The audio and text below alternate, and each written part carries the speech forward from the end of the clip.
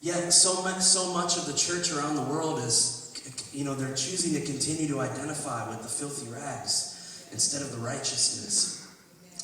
And last night we talked about some of this, and I'll try to recap tonight. I've got a lot I feel like, the Lord wants to release. I feel like we're already, there's a lot of good stuff happening. Are there any testimonies from last night? I know there are, because I've spoken to a few people, but are there any would you like to share? Maybe 2 or 3 people? Come on up. Or you can, either way, you don't have to. You can do it from there. Yeah, here you go. I want to build some faith in the glory. Well, I have had a lot of tinnitus in my ear, just ringing in my ears. And last night, just in the middle of the whole thing, just all of a sudden my ears just popped. And they barely ring at all anymore. So that's really, really awesome. I just went to the ear doctor just like 2 weeks ago.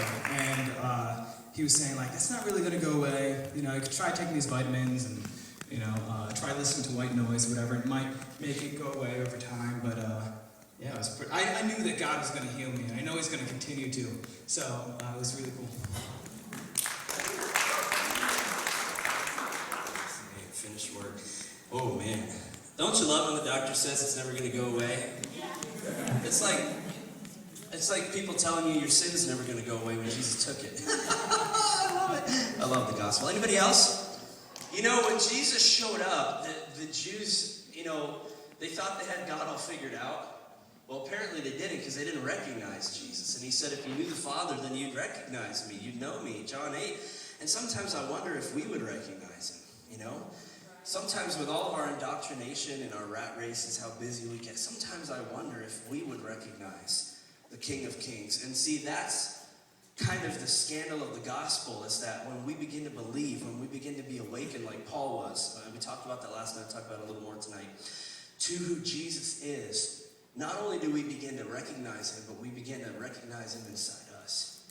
That's the crazy thing about the gospel. We look in the mirror where we used to see contempt and hatred and dirtiness and whatever, and we begin to see Christ being revealed inside us. When I was a Satan worshiper, somebody told me that I would be traveling through Mexico and Central America, South America, seeing tumors fall off people and blind eyes open and deaf ears opening and demons coming out. I would have laughed in their faces, And even when I came to know Jesus, it was like, well, I had to figure out the formula of how to do it the right way and how to get the job done. But see, the Lord began to reveal to me that the kingdom awakening is our DNA. You see, what healing the sick, cleansing the leper, raising the dead, it's not something that we do. It's something that we are. It's something inevitable that will happen when the Holy Spirit inhabits a person. When the King of Kings and the Lord of Lords inhabits a person, these things are going to begin to happen. It's like the atmospheres just begin to shift. And when Saul was on the road to Damascus, we talked about this last night, a light shone around him from heaven. And he was just, boom, he was out. On the ground, had no idea what was happening to him. A similar thing happened to me. Whoa, that was crazy.